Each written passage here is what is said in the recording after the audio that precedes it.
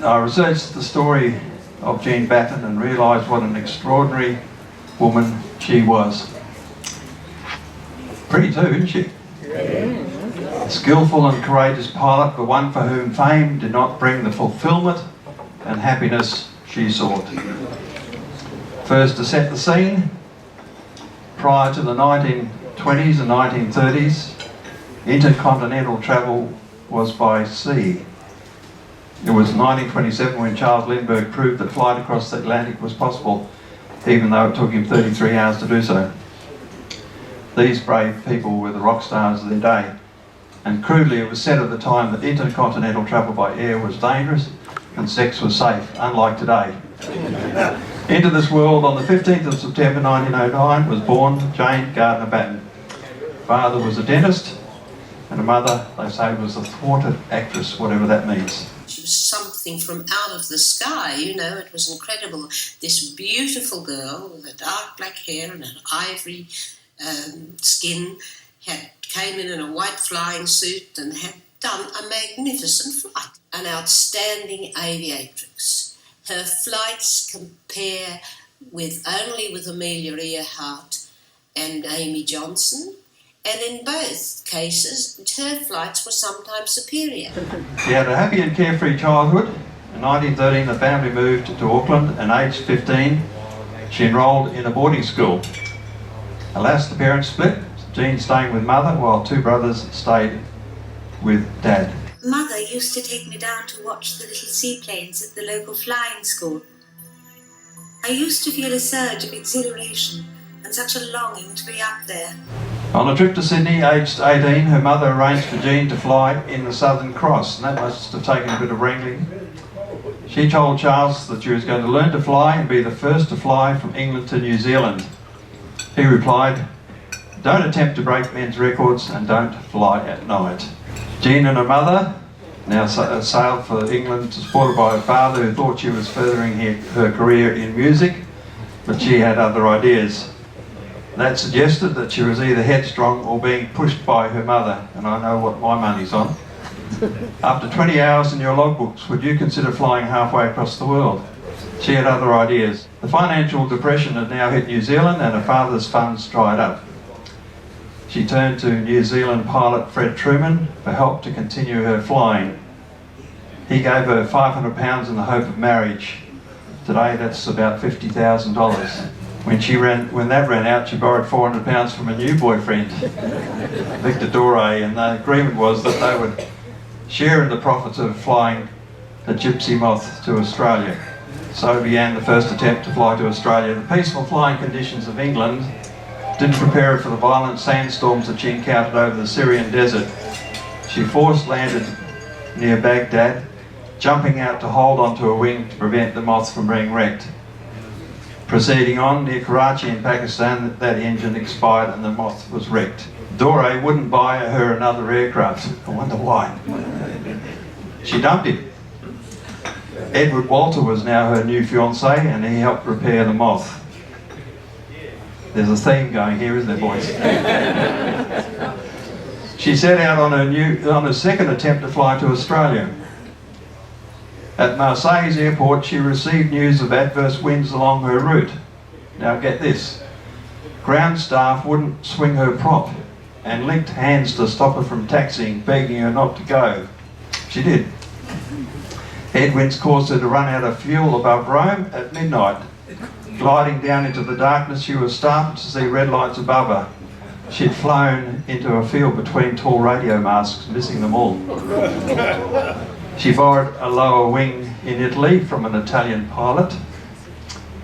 Lord Wakefield in England agreed to sponsor a third attempt, and obviously he saw the advertising potential in that. From just seeing her flying, she probably, it seems a funny thing to say, flew like a man. 15 days from England, Jean made it to Australia, setting a new woman's solo record. Did you get that? She flew like a man, whatever that means. On her third attempt, Jean reached Australia to riotous welcome. She had broken Amy Johnson's record by 4.5 days, and the press and the public adored her. Wouldn't you? Apparently she flew with this white silk uniform and makeup and she presented when she stepped off the aircraft as something quite extraordinary. She knew the value of PR. They gave her a wonderful welcome everywhere she went, and she, you know, blossomed with all the adulation she got. It was tremendous adulation, and I think women, especially women in their homes and women who'd come through the Depression and the lean times, saw this as an achievement of something that they would like to be associated with. Here in Australia, she met Beverly Shepherd, who was a chap. She now had a new man. Back in England, she was able to buy a Percival Gull, faster, more comfortable and with a longer range. She then flew to Brazil, breaking more records. Charles Lindbergh, a chap who appreciated PR, invited her to tour the USA on a paid speaking tour. She was 26 years old. Her mother said no, and Jean, of course, obeyed.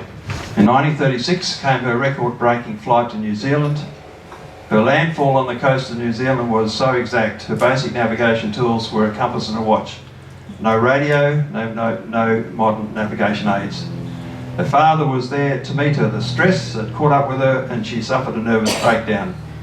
She had flirted with defeat and even death so many times, and that would be absolutely true. Whilst on a brief stopover in Sydney on her flight to New Zealand, it is believed that she accepted a wedding proposal from pilot Beverly Shepherd. That must have been a brief courtship.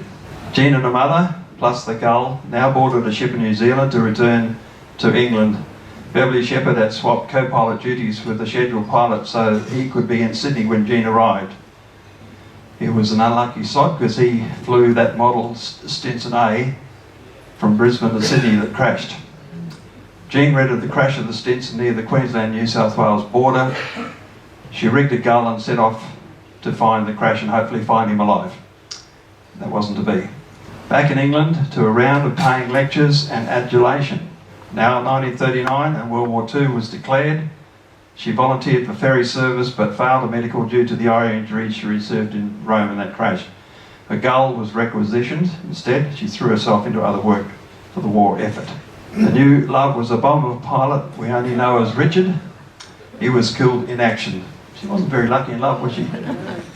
After the war, she and her mother moved to Jamaica, where an expat community existed that included Noel Coward and author Ian Fleming of James Bond fame, and it is said that there were some romantic dalliances there.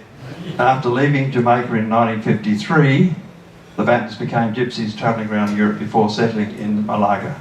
In 1965, her mother died, and you can imagine that Jean, who depended on her mother, it seems, for everything, would have been traumatised. Once Jean had lost her mother, Jean was a lost person.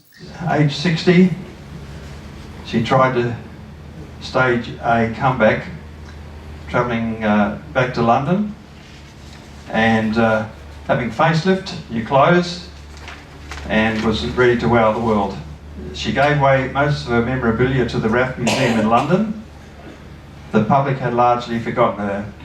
In 1981, a chartered flight to New Zealand in Concorde, marking the 45th anniversary of her flight, was planned with Jean as the guest of honour.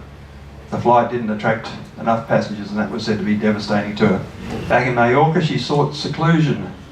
She used to chastise anyone who sought to track her down, such as her family. No one knew of her whereabouts, and the family and friends weren't going to pursue it because she used to get so furious. In Mallorca, a dog bit her. She did not seek treatment. Some say refused treatment. A hotel maid was the last to see her alive. The infection killed Jean, and she was buried as a pauper even though she had lots of money.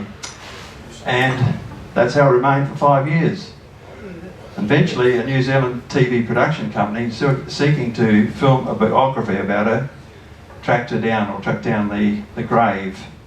There's an impressive list of achievements. And if you have a look down there, you can see that she truly was a remarkable aviator. And a Gull is in the Auckland airport, and a statue greets travellers. And that is her creed, a motto if you like. You can read her biography online. The Victoria University Wellington hosts that book. Thank you very much, folks.